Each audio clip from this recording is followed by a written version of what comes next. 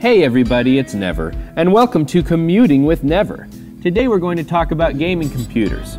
I'm going to share with you some of the advice, methods, and experience that I have learned over 25 years of building and maintaining gaming computers for myself and family members and friends. And a little bit sprinkled in from my experience working professionally with computers on quite a few different levels and in various capacities.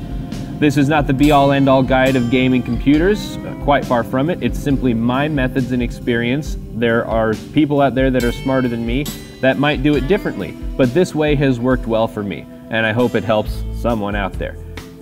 This is going to be limited to Windows systems because that is where a full gaming experience can be had. It's possible to game on other platforms, specifically Linux if you're using Steam, but there are a lot of things left out, and it gets a little dodgy and it's outside the scope of this guide. However, most of what I'm going to talk to can apply to Linux systems as well, as long as you make sure the hardware is compatible.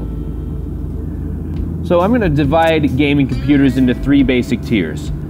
The low tier is anything around or below $500. The middle tier is $500 to $1,000, and the upper tier is $1,000 or more. And the reason for these is because you approach it quite differently depending on which tier you're in. If you're spending $500 or less on your computer, and that's US dollars if it matters, it's probably simplest and best for you to simply just buy something from a manufacturer. Buy a Dell, buy an HP, that sort of thing. Because what you have is you've got a pretty significant discount on the way that they're able to acquire parts for very little money. And if you only have $500 or less to spend on a computer, it's going to be very difficult to get all of the components you really need and to get anything worthwhile inside of that budget, especially once you factor in the cost of operating system. And I mean, you go Windows plus a decent CPU plus a sort of crappy video card, and you've already spent most of that budget, and so you've got a pittance left for a case and a power supply and a keyboard and mouse. And it's just really difficult to make that work. Whereas if you're ordering from somewhere like HP or Dell, they're going to put that all together for you, and they've got such significant discounts on these lower end parts that you'll be able to get all of it for a much better cost, and it comes with the all-important warranty. At that level, a warranty is very important because these parts are cheaper. They have a higher probability of going crappy on you than the nice ones do. And you want that warranty to protect you for the duration of the computer's lifespan. The long story short is that it is not ideal to game on less than $500. It is certainly possible, and you can even build yourself a computer that can work, especially if you have some components lying around. But for an introduction to getting a gaming computer at that tier, I would recommend doing the research and buying something that's already put together in most cases. Laptops I would also put in this tier simply because you don't have a lot of choices with them and you approach them the same way. Get yourself a decent warranty. Don't buy the extra coverage from the store, that's a bunch of bunk, but make sure that the original manufacturer has a decent part replacement warranty, because if things go belly up on a laptop, you're kind of screwed unless you really want to fork it out for new parts that are hopefully still obtainable somewhere. All right, on to the middle tier.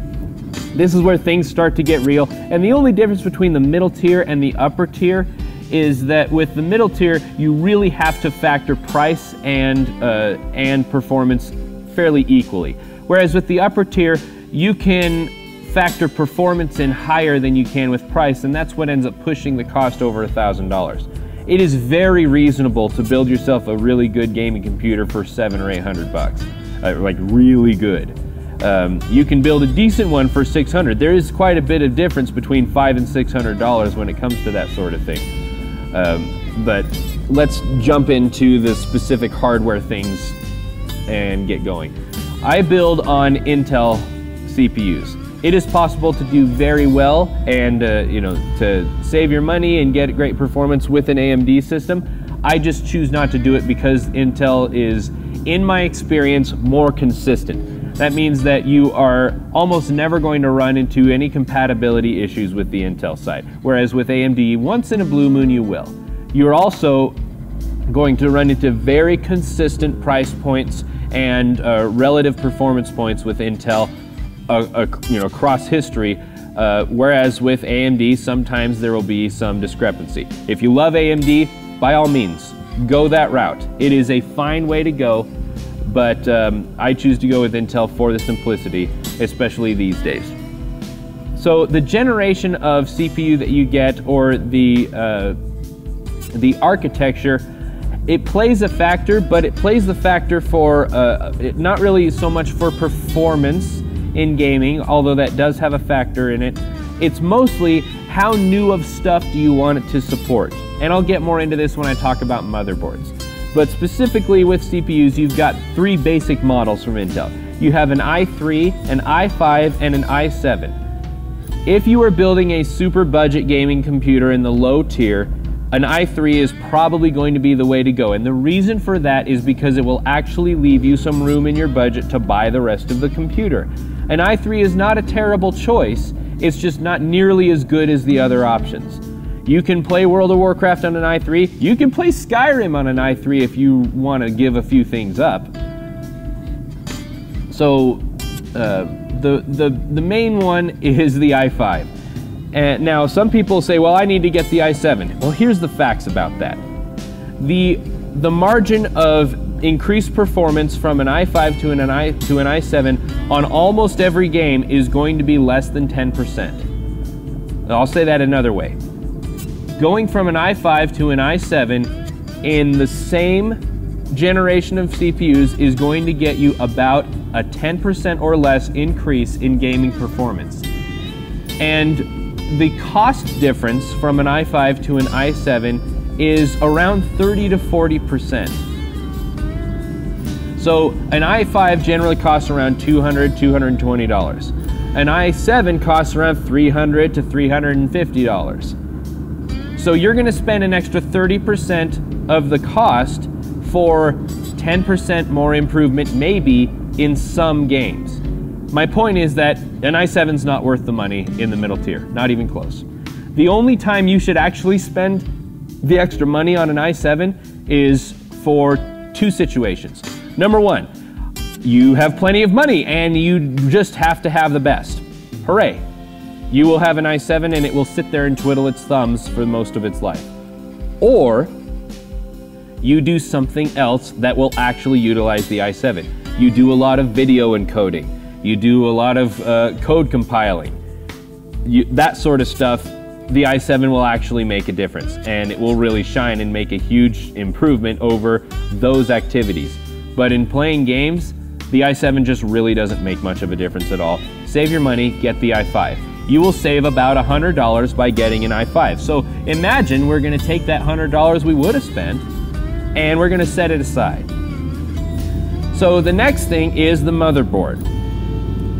You just need to get something that is compatible with the generation of i5 that you want to use, or i3 or i7, and make sure that the motherboard you get is reliable. Reliability is the most important thing that a motherboard can do, because the difference in a crappy motherboard and a really nice motherboard when it comes to actual gaming performance is nothing.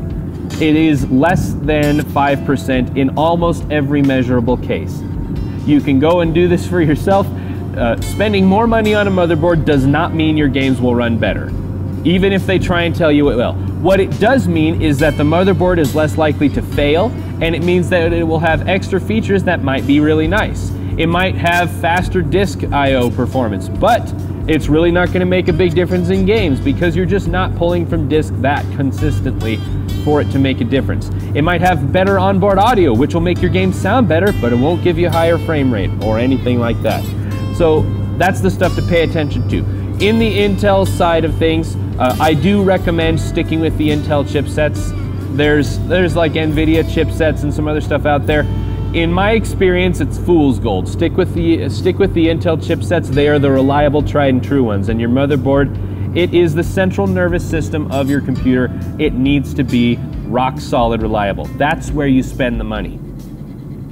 So instead of spending $300 on that Hoopla gaming motherboard, spend $120 or $150 or even $75 on a motherboard that is good and reliable, has nice reviews, comes from a reputable company, and has the features you need, but not more. Don't spend money on features that you don't need. You won't use them and you've just wasted money. I recommend the, sounds contradictory, I recommend the Asus Republic of Gamers motherboards. Those are what I use, not because they are so much better for gaming, but because, boy, they are well put together and they last very well. Some of you might have bought one and it failed on you and the replacement failed on you and you had a crappy experience and you think they're terrible. That's fine. There are many other good options out there. My point is, buy a good, reliable motherboard, not a fancy one that claims to make your games run better. So next we're going to move on to RAM. Oh, RAM is such a demystifiable thing. So, how much RAM do you need? Well, the fact is, not as much as you think, in most cases. My gaming and video editing computer, by the way, runs an i5 because it really doesn't bother me to wait an extra few minutes for my videos to render. And other than that, an i7 would just be bored. I have 8 gigs of RAM on that thing. Why? Because it does everything I need to. I could probably get slightly better performance when editing videos by having 16 gigs of RAM, but it would only be slight. If I was editing 2-hour-long videos, then yeah, 16 gigs of RAM would make a pretty big difference. But for gaming, you find me a game that can address more than 4 gigs of RAM. Good luck, let alone all 8. You can do some crazy hacks and get some games to address up to 6, but having a game need more than 6 gigs of RAM is fairly ludicrous right now. So if you're just gonna do gaming, 8 gigs of RAM is plenty. 16 gigs of RAM is a lot of overhead for the future. RAM's not that expensive, so you don't really need to worry about it. If you really feel like you have to have 16, then, well, go for it. But most of the time, that other 8 gigs or even about 10 gigs of RAM is gonna be sitting there going, I don't know what to do.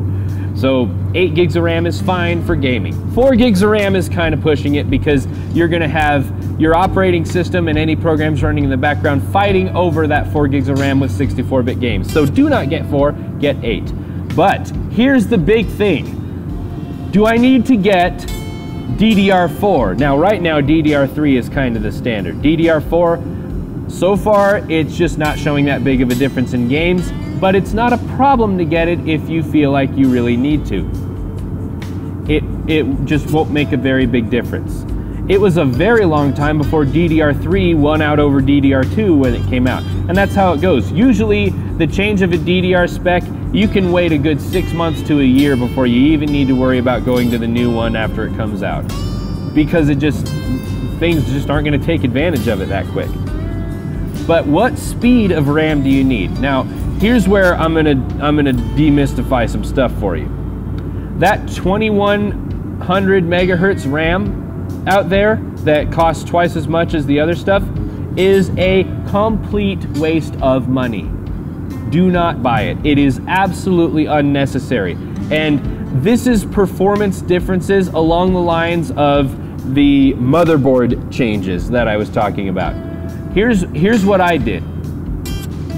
I bought 1800 megahertz RAM, like 1866 RAM. 1866.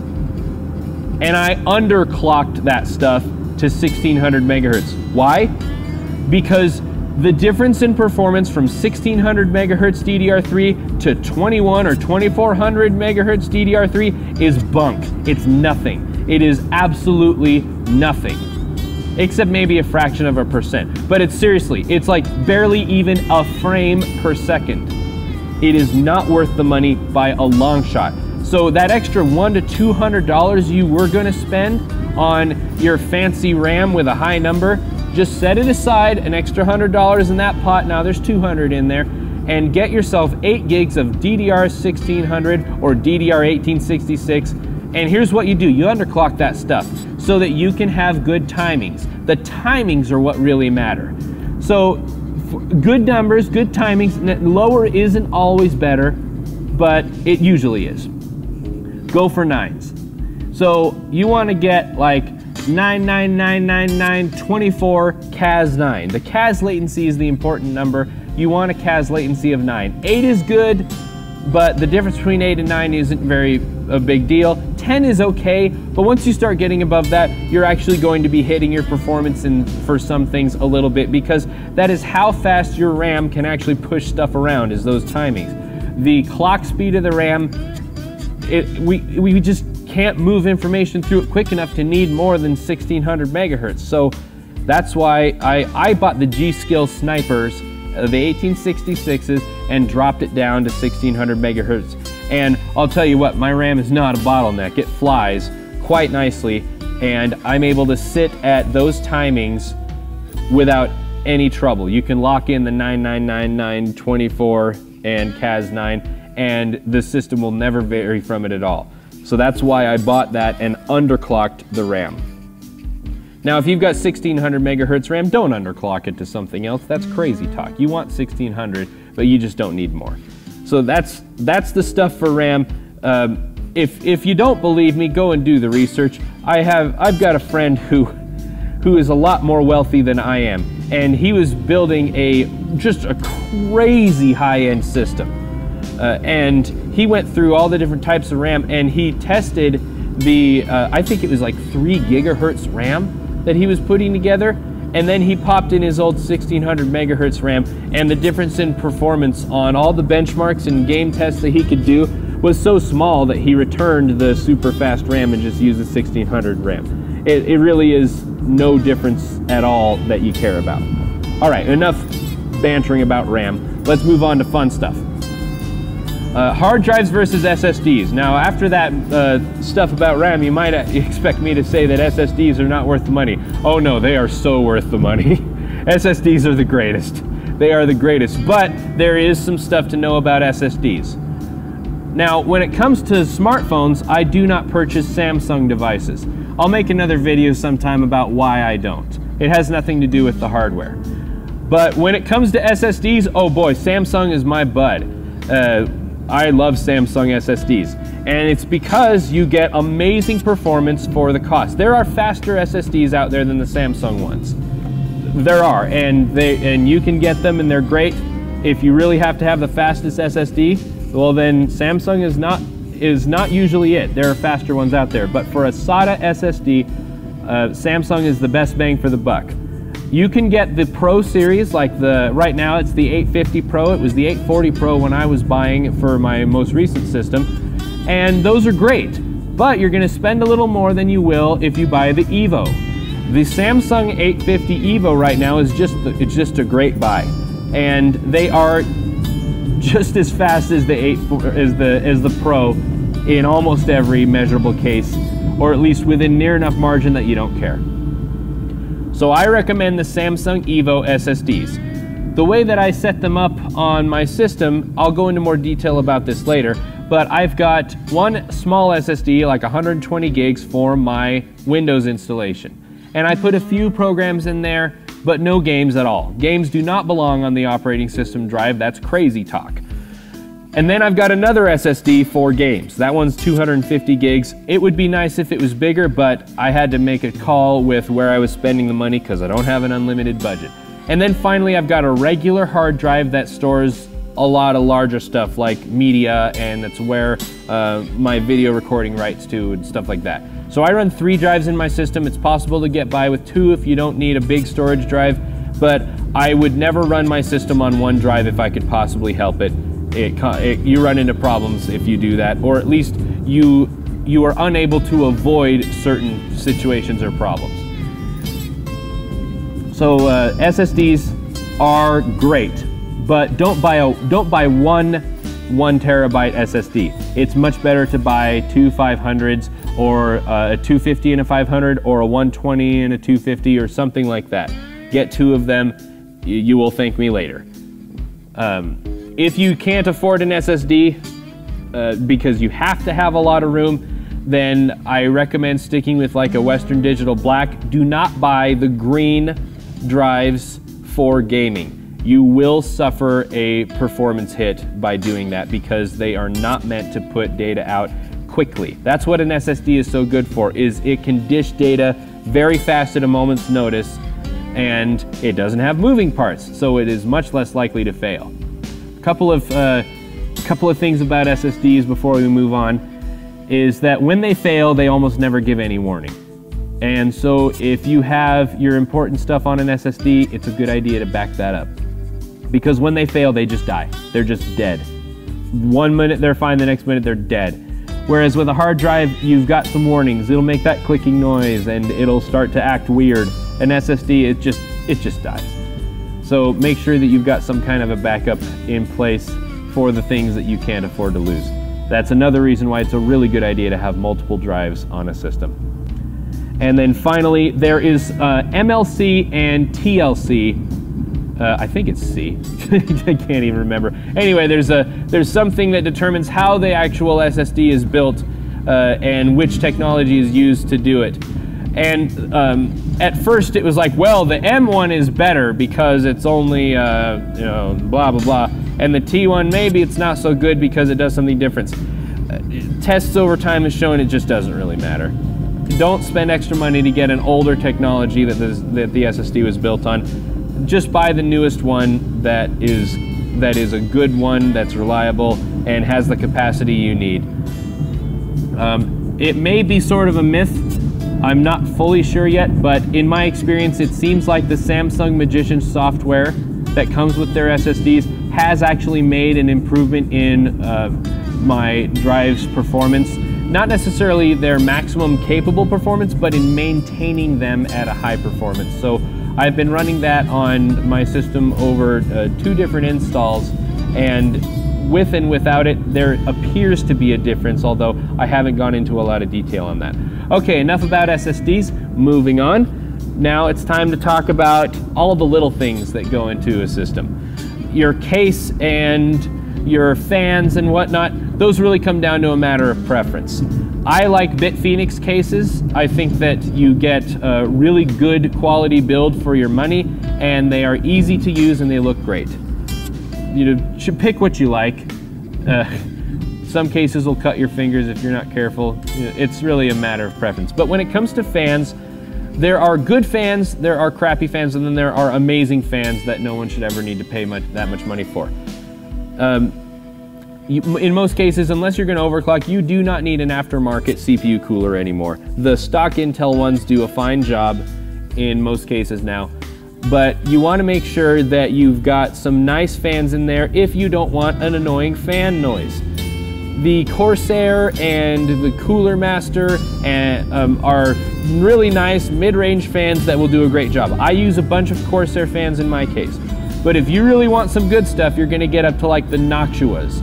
Noctua fans are just out of this world crazy good, and they are wonderful and they're weird looking, but boy, they move air and you can't hear a whisper. Really nice. It all comes down to what you want to do. Some people don't even care about spending money on case fans. The Bitfenix ones that come with the case, they're decent, but they're not really wonderful. So if you're on a budget, Corsairs are great. If you really want the best of the best, Noctua is really, really high up there. There's other ones that no one's ever heard of that are even better than that, but what can you do? Pick what you like. Okay, now on to the power supply. This is the heart of your computer, and this is the one component you must not cheap out on. Because when a power supply dies, by golly, they really like to take other components with them. So make sure you buy a good power supply. You will hear a few brand names tossed out that people will swear up and down by. In fact, even more than CPUs, the fanboyism when it comes to power supplies is crazy. This is my experience. If you disagree with it, that's great. I find that Seasonic is the creme de la creme of power supply manufacturers. However, my power supply doesn't say Seasonic on it, because Seasonic power supplies are expensive, and I don't want to pay that much for one. So here's what you do. Do a little bit of research, and you'll find that Seasonic is a retail manufacturer, and they're also a rebranding manufacturer, which means that they will make power supplies and other companies will buy them and rebrand them and sell them for less. My power supply says XFX on it, but it's a Seasonic. They just made it for XFX. And it's the same as another Seasonic model that costs $40 more than I paid for mine. So look around for that. Find a rebranded Seasonic, save yourself some money, and get a dynamite power supply. So gold, bronze, or silver. Or gold, silver, bronze, I guess is the order it goes in. And then there's a platinum too, I guess. Get at least bronze. This is the power rating. If you get a power supply that's not bronze or better, it's going to be wildly inefficient and probably cost you a lot of money and maybe start a fire. Just get at least a bronze. If you are really concerned about energy consumption, I mean really concerned, you can go above bronze. I think mine might be a silver just because it was only a couple dollars more. But this really just comes down to how much power does the power supply waste to do its job. More waste means more heat, which means more waste and more heat. And you don't want either of those things, but there is a point of reason to where you can't really get past a certain amount of it. Bronze is good enough for almost everyone, is my point. But make sure it's at least bronze. And don't cheap out on your power supply. Modular or all that, whatever. The only thing you really need to make sure of is, does this power supply have the connectors to drive the other components I have? Will it work with the latest chipsets of CPU that I'm running? Blah, blah, blah, blah, blah. Oh, that reminds me, I never talked about motherboard chipsets. So, this is a little out of order, but there's basically two main chipsets that you're going to find with on motherboards. And I said to go with the Intel chipsets, I think, but the two that you're going to have the H chipset and the Z chipset. The fact of the matter is, just get the Z one. It's a little bit better. But if you can't afford it and have to get the H one, it's not at the end of the world. You're just not going to get some of the extra features that you might want later, like overclocking stuff. So get the Z if you can. The H, if you can't, is okay, but not ideal. Gaming performance is not going to be directly affected, but it will be affected in roundabout ways because of things you're not able to do, like overclocking, which becomes a fairly large factor in the future. So now we get to talk about the real thing that you wanted to hear about, which is video cards. Remember that $200 we saved by not buying ridiculous RAM or an i7? Well, where we're going to put that money is we're going to stuff it into better video card, because this is the one component that affects gaming more than any other. Video card is the thing. Here's a couple of things to be aware of when you're putting together what kind of video card you want. If you're getting an i3, do not buy the best video card out there, because it will be waiting for your CPU to do its job. It's better to spend a little, to balance your money out. If you're even in the realm of ever having an i3, you can't afford a good video card anyway, so it doesn't matter. Once you have an i5, basically it'll be able to keep up with the best video card that you can buy with that i5. It'll be fine, so don't worry about that. There are two factors that come into play when choosing a video card. One is the price-performance ratio, and the other is its direct application to what you're going to be doing with gaming. So the way to find this out is, or the easy way, is go to Tom's Hardware Guide, tomshardware.com. And you will find they have graphics card hierarchy charts. And they've got a price performance chart, and they've got the best video cards for the money chart. All three of these are extremely useful.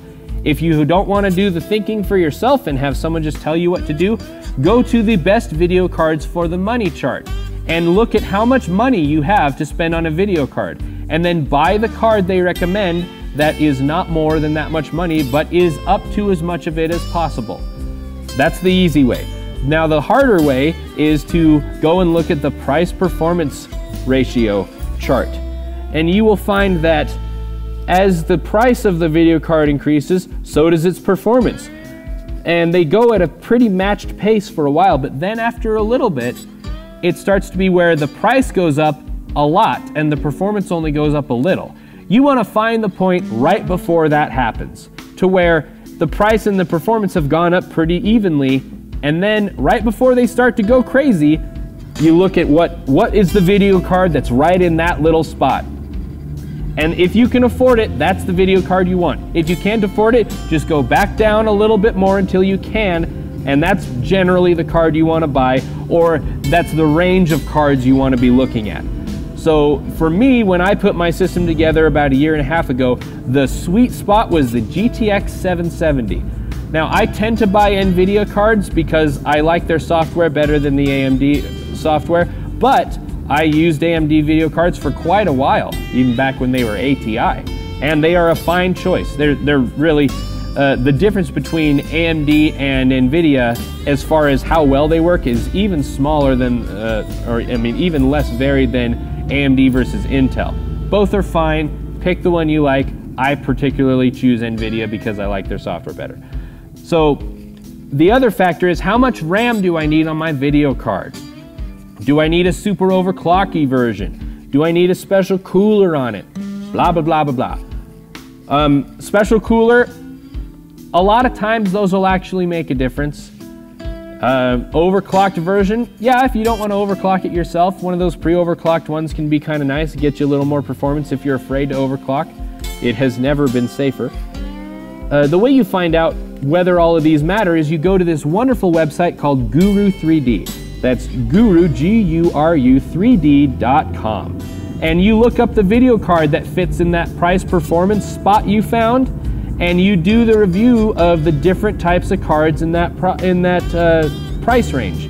Which ones fit in that, and then you go look at them. How did they perform in the games you want to play, if those games are new enough to be listed there? Or what's a game that's pretty similar? How well did it do? How much of a difference did their special cooler make in the running and the load temperatures for the card? What sort of things did they say this might be a problem? Which ones do they recommend more? All really good input.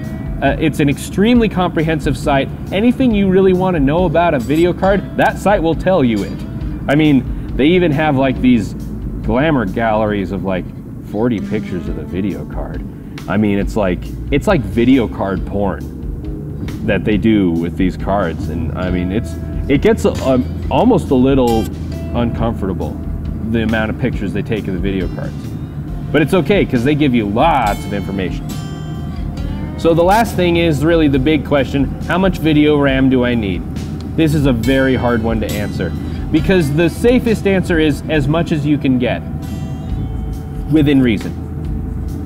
When I was buying video cards last, when I bought my 770, I had two options.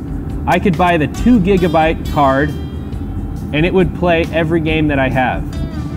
Or I could spend an extra 50 bucks and get 4 GB.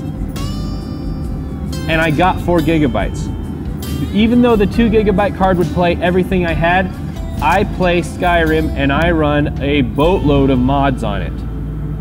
And that extra 2 GB makes a big difference for that one game. Now, if I were playing some other more modern games, it would make a difference for them too, because it allows you to load a lot more high-res texture packs and all that fun stuff. But for most people, whatever the lowest widely available amount of video RAM is generally a good way to go. It's still 2 GB is still fine. If you're playing World of Warcraft, shoot, you're not even going to use 2 GB. Not even close. It's not going to happen. If you're playing regular Skyrim and even if you use a lot of gameplay mods, not going to make a difference. You need 4 GB of RAM on Skyrim if you're running ENB with like 4096 texture packs and just ridiculous amounts of custom stuff everywhere. That's when you can actually push it to 4 GB.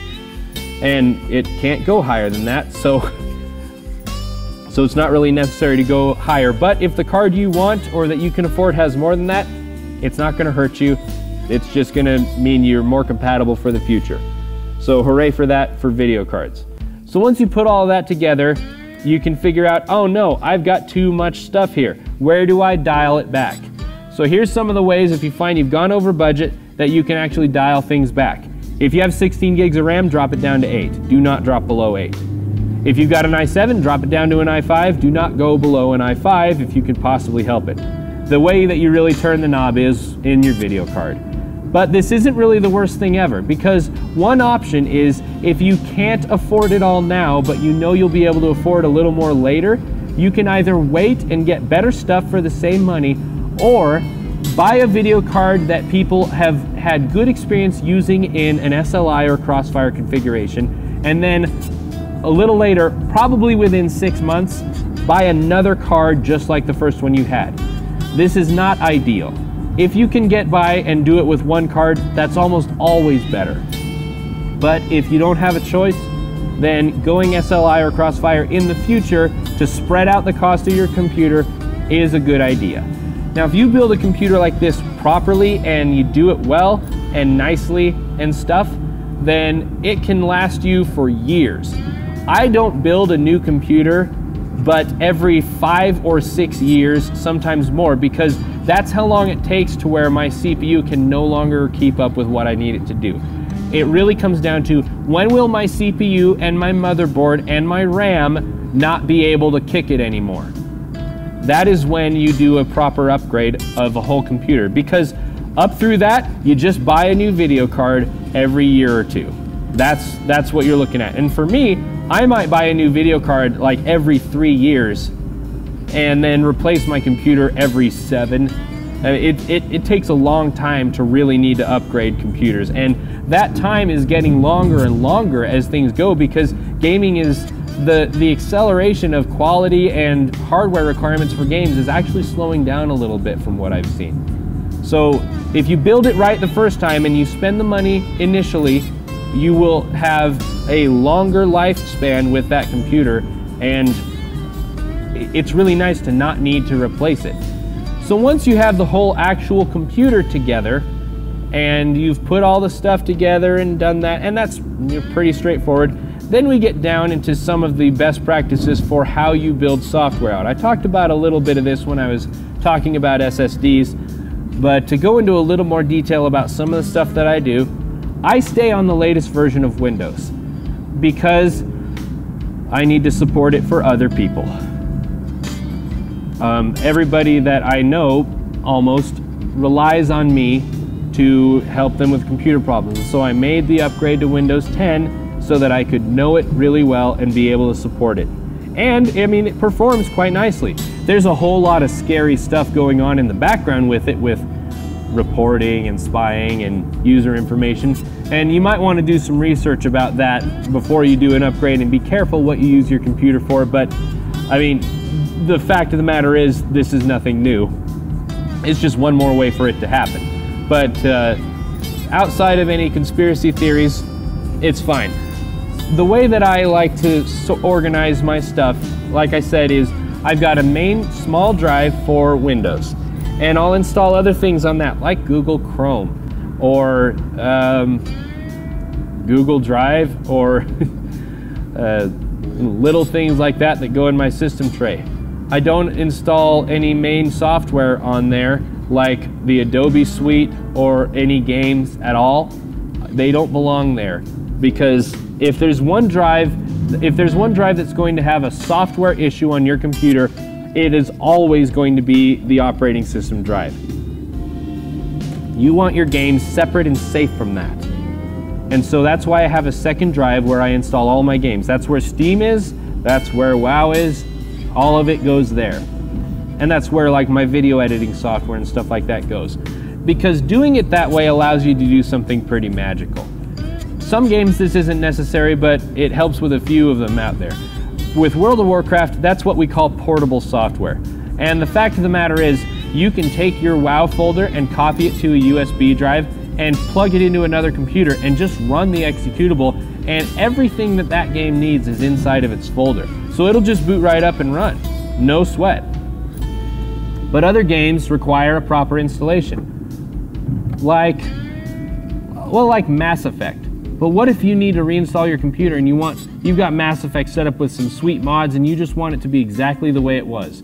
This works for Steam apps too, like Skyrim. So here's how you preserve an installation of Skyrim across even a new installation of Windows or even a new computer. First, you need to have your games on a separate drive, like we already talked about. And then what you do is you go find your Skyrim folder wherever it lives, and you rename it to something like X Skyrim, or Poodle, or whatever you want to call it. It doesn't matter, anything. And then you just install Skyrim like it's brand new. And you'll see you have a folder there called Skyrim. Now, some games have a secondary folder in your My Documents folder, and I do recommend moving the My Documents folder location, and you can set this in Windows and point it to another drive so your documents are always safe from your Windows drive and they aren't using the same disk I/O to do their stuff. That's I have all of that on my large storage drive because that stuff doesn't need SSD speed to be just as fast as ever. And so once you repoint that back to your storage drive, well, look at there that extra folder is. And now that you've installed it, all the stuff in the Windows registry that needs Skyrim is there. So you just take the new Skyrim folder that was there and rename it like Y Skyrim or Doberman or whatever, it doesn't matter. And then you take your folder that you had before and just name it Skyrim. And well, what do you know? It'll know everything that it did before because nothing has moved or changed. And then you can play the game just like it was. This works for almost every game. The only thing that might be necessary is a little bit of configuration if you've got another third-party application that runs inside of that. For example, the Nexus Mod Manager for Skyrim, you will need to redo your load order and a couple of other things after doing this, but it still saves a lot of time. So that's a way to preserve games across an install, is simply by renaming folders and having the games live somewhere other than the main operating system drive. And that way, if your Windows installation just decides to go completely stupid, what do you care? Also, if you are taking backups or making system restore images like you should, and something goes funny and your computer won't boot and you need to restore everything, it's not going to have to restore an image that has older versions of your game setup or save games, because those live somewhere else. It's a happy way to be. I hope that this has helped you out and maybe given you some things to think about or some ways to not spend money that's completely ridiculous. And I hope that everybody has a wonderful time with their gaming and games responsibly and stays in school, blah, blah, blah, blah, blah, all that stuff. If you have any questions about stuff that I talked about or other things that maybe I didn't remember to talk about, then by all means leave me a comment and I'll be happy to address it if I know. Or if I don't know, I'll just say I don't know. Or maybe go find out and then tell you. Thank you for listening, because this wasn't even actually a video. And hopefully software updates will happen and we'll be able to get back to videos soon. Okay, thanks, bye.